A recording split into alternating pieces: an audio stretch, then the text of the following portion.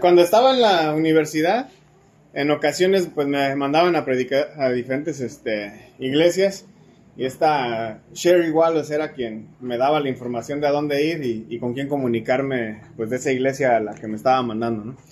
Y entonces algo que yo hacía antes era que pues antes de ir pues, el sábado en la noche o en la tarde, pues yo le hablaba al número que me daban ahí de contacto, pues para preguntarles si solo esperaban que predicara o si esperaban que también pues diera alguna clase, cómo querían que fuera vestido, si era pues ahora sí que de traje o pues no había problema con cómo, si por ejemplo necesitaban que alguien tocara instrumentos, pues todos los detalles, ¿no? De lo que fueran a esperar.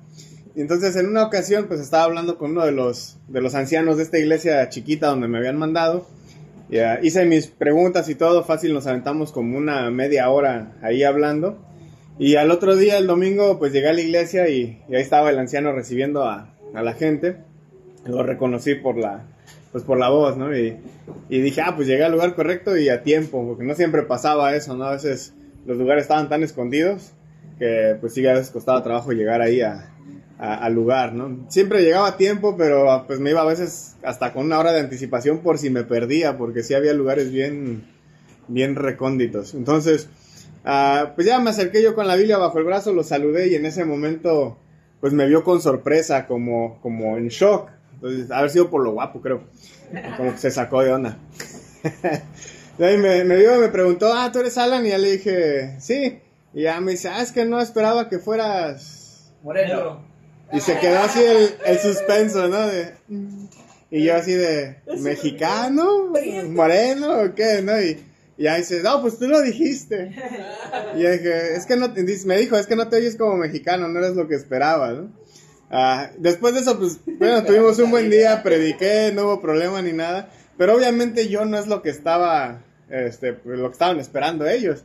Sus expectativas pues eran distintas a lo que llegó, sí, a lo que llegó ese día, ¿no? Entonces algo así es lo que está pasando aquí en Jerusalén, ahí en el templo, es el lugar correcto. Nos dice que era la Pascua, es el tiempo correcto también, pero las expectativas que la gente tenía sobre el Mesías eran distintas a lo que llegó ese día. No esperaban a alguien como Jesús, y ciertamente no esperaban a alguien ese día que actuara como Jesús lo hizo, y menos dentro del templo. Entonces, para que entiendan la gravedad del asunto, el templo no era para los judíos, pues lo que para nosotros es pues, cualquier iglesia de la esquina, ¿no? Para ellos el templo era el centro de todo lo que creían, era el centro del mundo entero para ellos. Para ellos el templo era el lugar donde el cielo y la tierra se reunían, donde la presencia de Dios bajaba para habitar ahí entre su pueblo. A Moisés, los que ya han estado leyendo en el plan de lectura, a Moisés se le había encargado un tabernáculo que iba a servir como un templo movible en el desierto cuando salieron de Egipto. Años más tarde David diseñó un templo y luego su hijo Salomón lo construyó para que pues ya Dios tuviera, digamos, un lugar más permanente. Y la esperanza era que en algún día pues iba a venir el más grande descendiente de David, que iba a ser este Mesías, para construir el templo en su más grande pues esplendor. Y Dios vendría a habitar entre su pueblo, e Israel pues sería la nación más grande de la tierra, ¿no? Y llegó Jesús al templo a correr a los animales. Les puso su idea sobre el Mesías patas para arriba. Y las mesas también. Dice N.T. Wright que esto fue, por decirlo suavemente, un problema.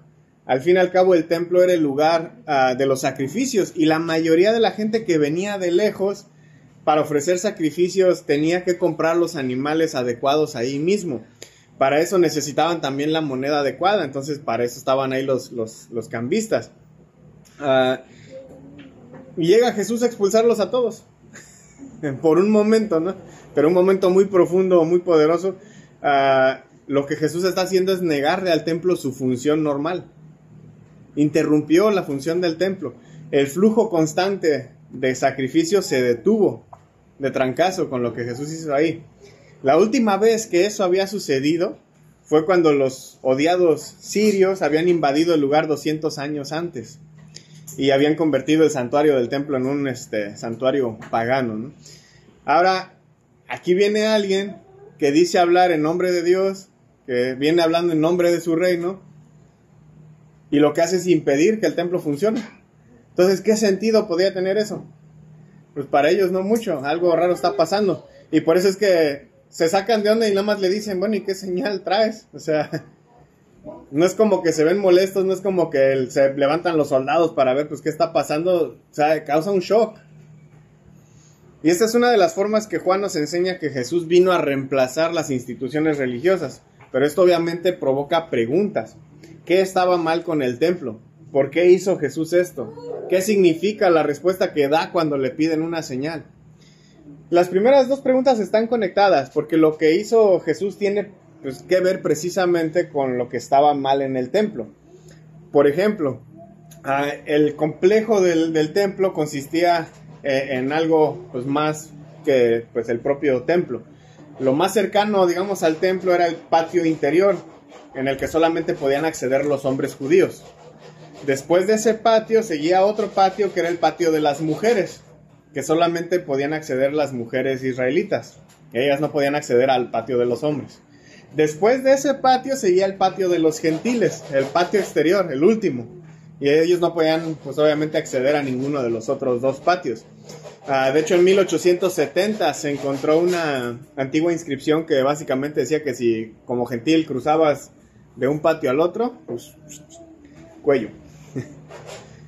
El templo, que debía ser el lugar donde cualquiera podía acercarse a Dios, tenía límites que no debía de haber. Si notaron, por ejemplo, en lo que mencionaba en la lectura, ¿no? Acerca del tabernáculo, no hay este tipo de límites. Cualquiera que quisiera venir y traer su ofrenda al tabernáculo tenía ese acceso. Pero ¿qué es lo que vemos aquí? Límites.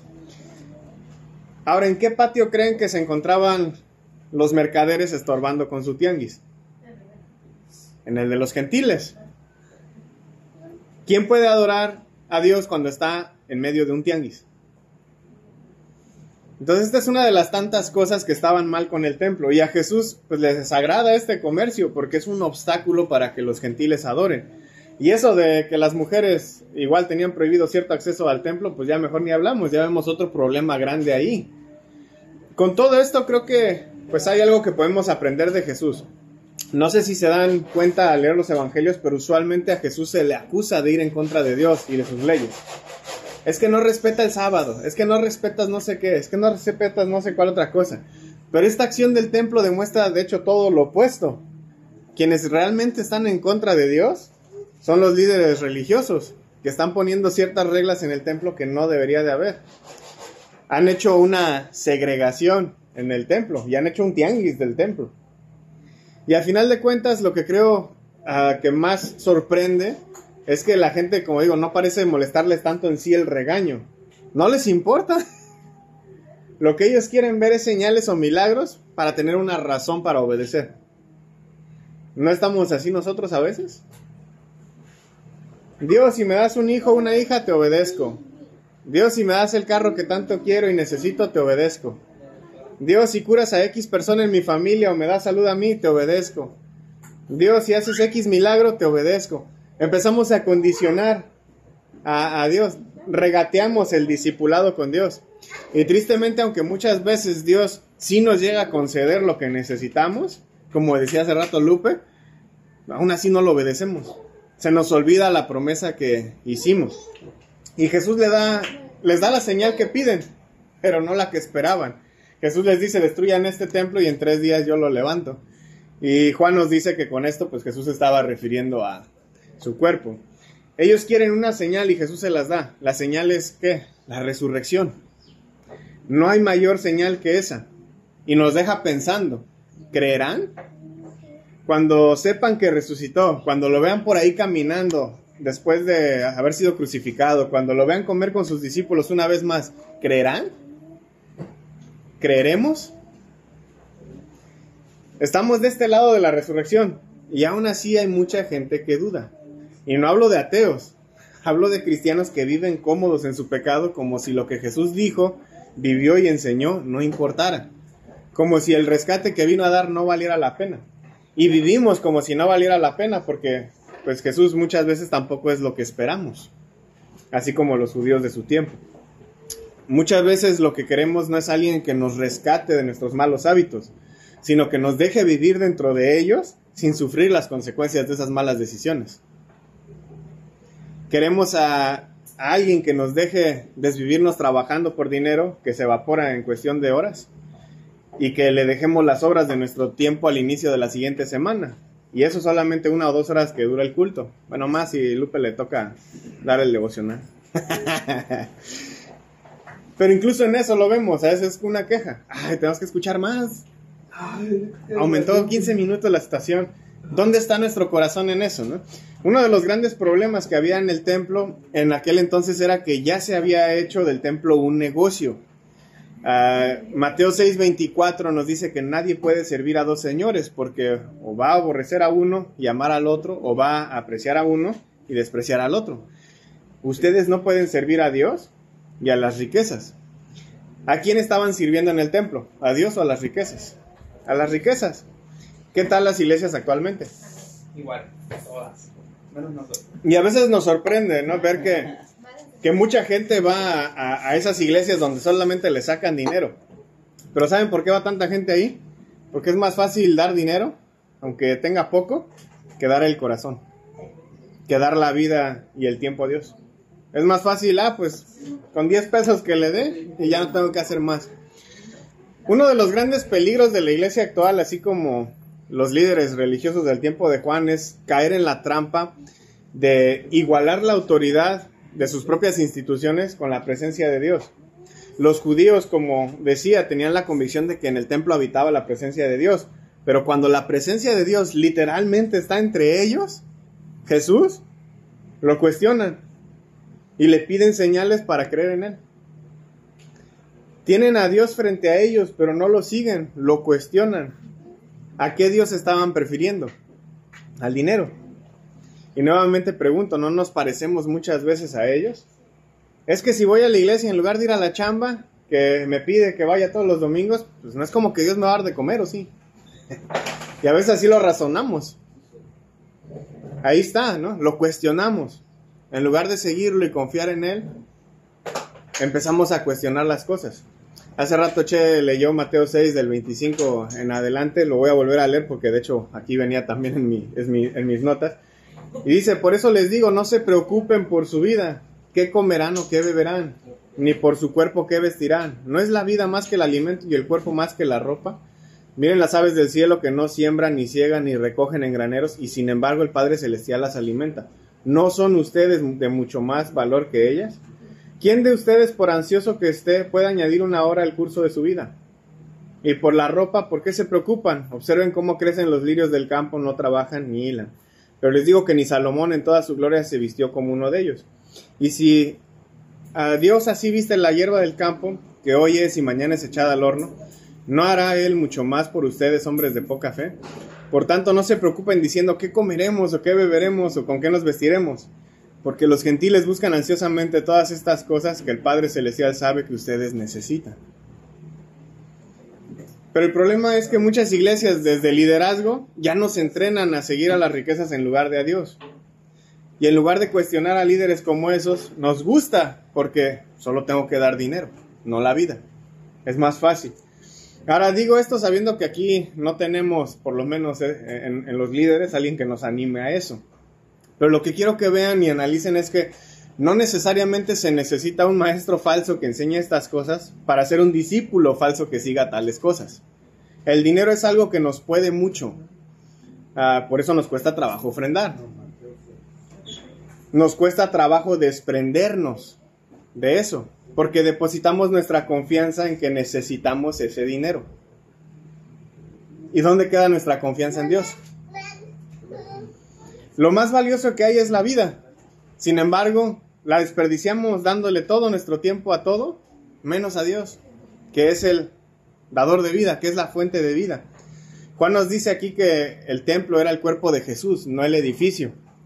Y Pablo nos enseña que nosotros, que somos el cuerpo de Jesús, somos el templo donde habita Dios. 1 Corintios 3:16 nos dice, ¿no saben que ustedes son el templo de Dios y que el Espíritu de Dios habita en ustedes? Y a veces ni aquí podemos estar concentrados en lo que debemos. No es que debamos tener un orden muy estoico, muy hermético, pero a veces parece que no estamos tomando con seriedad las cosas que son importantes. Y una de esas cosas es que somos en conjunto el cuerpo de Cristo. Muchos nos hemos distanciado unos de otros. Ya no convivimos como antes porque no tengo tiempo. Pero sí convivimos con gente de fuera. Para ellos sí hacemos tiempo.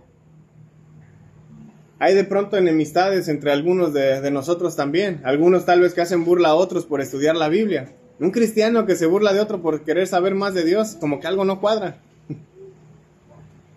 Nos hemos puesto metas como iglesias y no hemos cumplido ninguna porque no hacemos el esfuerzo de salir de nuestra comodidad.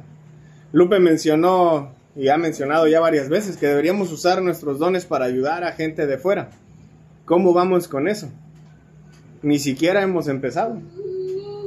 Ya hace meses se mencionó incluso de, pues tal vez gente que necesita medicinas en el hospital, que nos eche un pitazo de chive y vamos a llevarles medicinas. No hemos llevado ni una sola.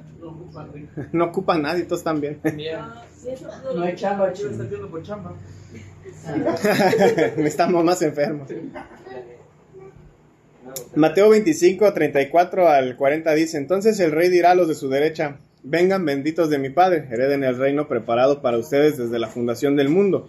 Porque tuve hambre y ustedes me dieron de comer, tuve sed y me dieron de beber, fui extranjero y me recibieron, estaba desnudo y me vistieron, enfermo y me visitaron, en la cárcel y vinieron a mí. Entonces los justos le responderán, diciendo: Señor, ¿cuándo te vimos hambriento y te dimos de comer, o sediento y te dimos de beber? ¿Cuándo te vimos como extranjero y te recibimos, o desnudo y te vestimos? ¿Cuándo te vimos enfermo o en la cárcel y vinimos a ti? Y el rey les responderá: en verdad les digo que en cuanto lo hicieron a uno de estos hermanos míos, aún a los más pequeños, a mí lo hicieron. Hemos estado muy inactivos, descuidando lo importante. Entonces, ¿cómo es que somos discípulos de Jesús si no estamos haciendo estas cosas? Cuando hicieron estas cosas a los más pequeños, ¿me las hicieron? A mí. ¿Cuándo hemos tenido la oportunidad y la hemos aprovechado de darle de comer a alguien, de vestirlo, de visitarlo? A veces no salimos nada más de la dinámica de venir el domingo y ya.